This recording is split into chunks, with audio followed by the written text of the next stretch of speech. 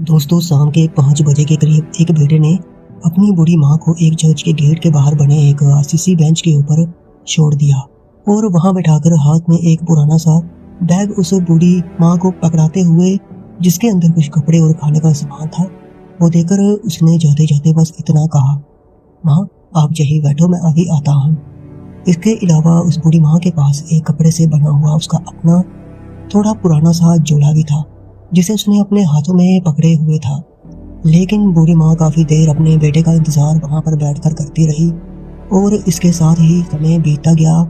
और रात होने को आ गई। लेकिन उसका बेटा उसे वहां पर छोड़कर वापस आने की बात करने वाला वो वापस नहीं आया और काफी ज्यादा रात भी हो चुकी थी और चर्च का जो मुख्य द्वार है, मुख्य गेट है, वो भी फिलहाल बंद था। और उस दिन उस बूढ़ी अम्मा ने ठंडी रात को सूनी सड़क पर और चर्च के बाहर लगे इस आरसीसी बेंच के ऊपर बैठकर या फिर लेटकर उसने हताश और निराश होकर और अपने बेटे की उड़ीक में वहां पर वह इंतजार में खड़ी रही और लेटी रही या फिर बैठी रही, जिससे दिखाई दे रहा था कि इतनी कपकपाती ठंड में कैसे उसके हाथ भी कांप रहे थे और उसके आंखों के सामने चर्च का एक बंद दरवाजा था और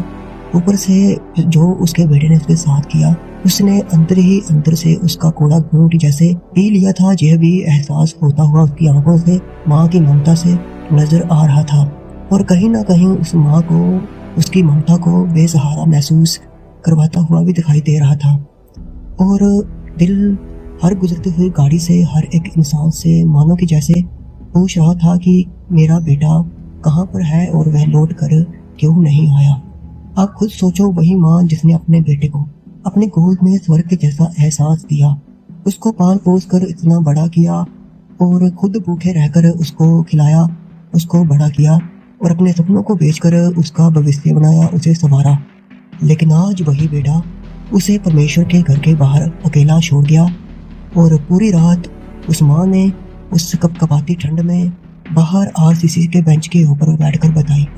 और काफी देर तक उसकी निगाहें अपने बेटे के इंतजार में लगी रही। और जब सुबह उस चर्च के पादरी उस चर्च का दरवाजा खोलने के लिए आए तो उन्होंने जब उस बूढ़ी अम्मा को वहां पर देखा और कैसे उन्होंने देखा कि बूढ़ी अम्मा ने, जिसके हाथ भी कांप रहे थे और जिसको इतनी ज्यादा ठंड भी लग रही थी, उसे देखकर जैसे वो हैरान से हो गए और उस माँ के पास जाकर वो जानना चाहते थे कि आखिर वो वहां पर किसका इंतजार कर रही है और कब से कर रही है। और जब उसने ये सब पूछा तो उसने यह भी जाना कि कैसे रात भर वहां पर बूढ़ी अम्मा ने ठंड में वहां बैठे हुए ही अपने बेटे के इंतजार में बिताई। जिसके बाद जब सब पूछने पर उस बूढ़ी अम्मा ने अपने जुबान से, अपनी शब्दों से जवाब को ना देते हुए बल्कि अपने पुराने थैले में से उसको खोलकर उसमें से एक कागज की चिट्ठी निकाली और पादरी को दे दी,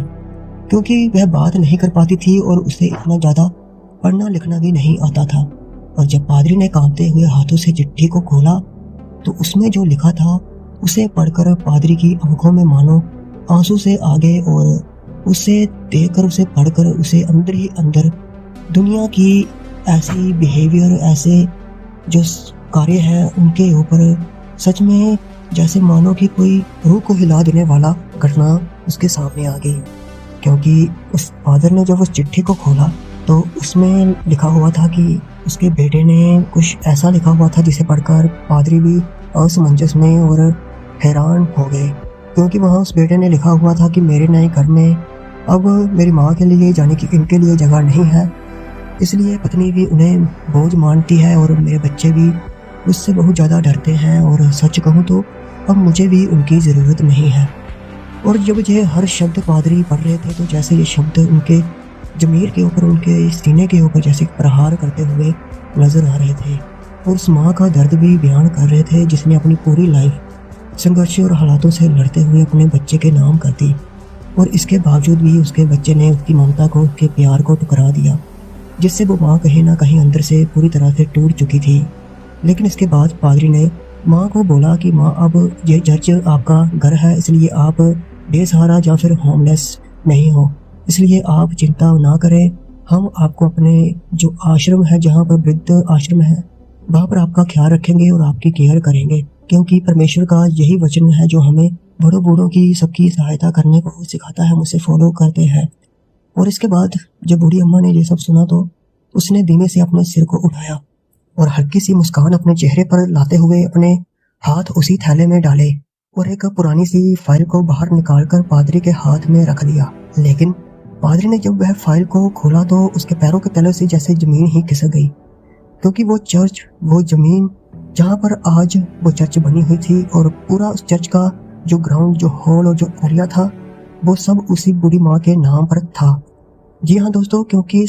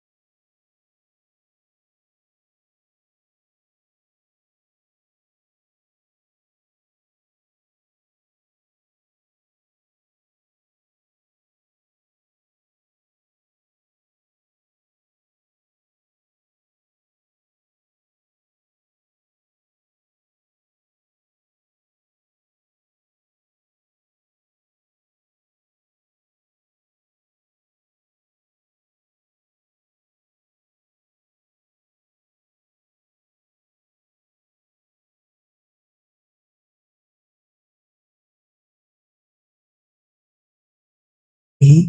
प्रभु की सेवा में लग गई और उन्हीं के वचनों के अनुसार आगे दूसरों को भी अगुवाई करने लगी और उनको भी सलाह देने लगी,